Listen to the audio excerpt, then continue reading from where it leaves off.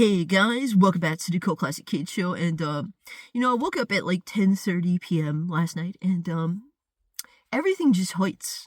It's just wake up, just randomly in pain. It's when you realize you're starting to get fucking old. But nonetheless, we are back in the Goonmobile discussing gaming, and the topic of discussion today is Borderlands 4 because the news just came out earlier, yesterday technically. And the news is that Borderlands 4 is going to be $70 instead of $80. And this goes against the general rhetoric that Randy Pitchford had about a month ago, where he was saying, a fan asked him, hey, please don't make Borderlands 4 $80 because that'd be kind of ridiculous, And Randy Pitchford said, look, I have no control over the pricing of our game, even though you run shit, but he said, if you're a real fan of Borderlands, you'll find a way to scrounge up the money to pay that $80. That was his rhetoric. So at that point, everyone would come to the basic conclusion that likely the game was going to be $80. And so this leaves the debate up for, was the game originally going to be $80 or was it always going to be $70? And, at the end of the day, who knows? We're just speculating, but I feel as though the game was set to originally be $80.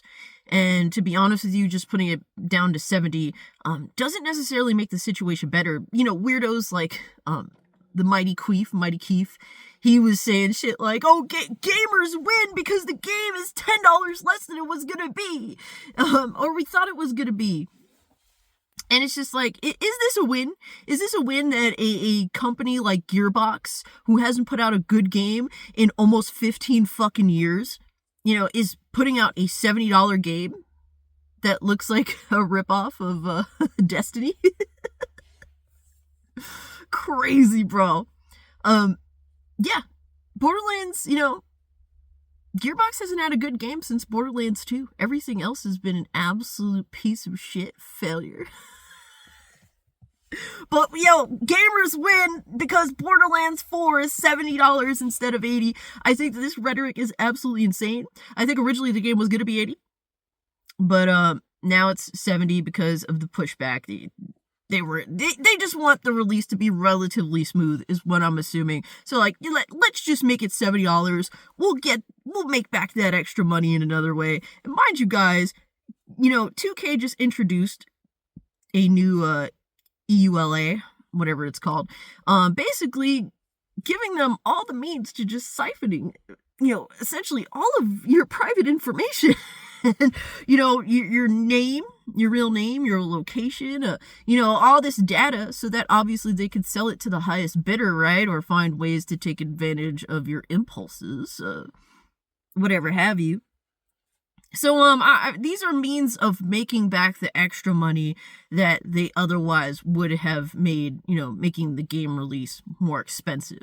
Stuff like that, right? I think that, yes, the game was likely going to be $80 from the beginning, but they're like, let's just make it $70, and then we'll find some other way to make back that extra money we lost. That's how they think in their mind. They think that they've lost $10 per customer, so they're going to find ways to make that back. If it be through DLC, if it be through fucked up monetization practices, if it be through stealing your information, selling it to the highest bidder, any of that stuff is sad. And we saw, them change their EULA and immediately make Borderlands 2 free, make Borderlands 3 like $2 to $3. This is all like a scheme to take advantage, promote fake goodwill while also, being nefarious as fuck behind the scenes to take your information.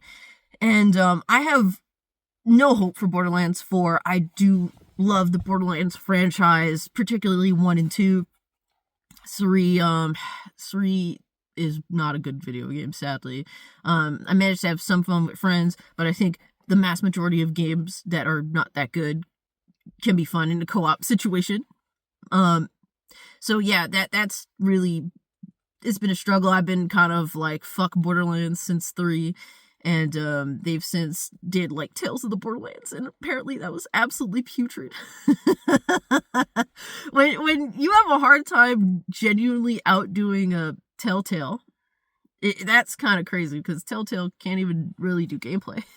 And I'm saying this as a Telltale fan. They do tell good stories, but they did have they did have their negatives to them as a video game development studio, by all means. So yeah, the fact that Tales of the Borderlands was so bad, Gearbox is fucking lost. I think Randy Pitchford is one of the worst people to run a studio. He's ran Gearbox into the fucking ground. He's also a really creepy, weird individual who can't shut the fuck up on Twitter. He has a long history of running his mouth on Twitter, and it has been sadly not as costly as it probably should be.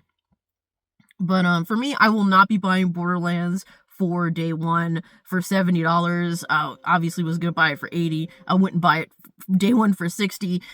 These are games that, if there's some fun to be had, you get them on a deep discount, and I don't even think I care about that, especially with the EULA. I'm gonna have a struggle because, dude, I've just built an entire new PC specifically for Mafia the Old Country. And 2K has introduced this EULA, which is really, really nefarious as fuck. And it's like, dude, you think I'm not going to buy Mafia the Old Country after I spent like multiple thousands of dollars building my, my lovely, sexy as fuck new PC specifically to make sure that I could play this game? Looking fine as fuck. Dude, I'm playing the game.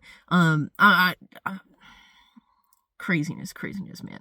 To me, Mafia the Old Country being $50 is something to be like, yo, now that's a great deal. Good job on 2K, good job on the devs. It looks awesome. I genuinely do think I'm going to get a really good experience, especially at the $50 price tag. Make Borderlands for $50, you fucking cowards. How about that? All right? This is not a win for gamers, all right? As much as it is fucking the mighty queef wants to pretend that it is. Make the game $50 fucking dollars, then it's a win for gamers, asshole. All right? That's how I feel about that shit.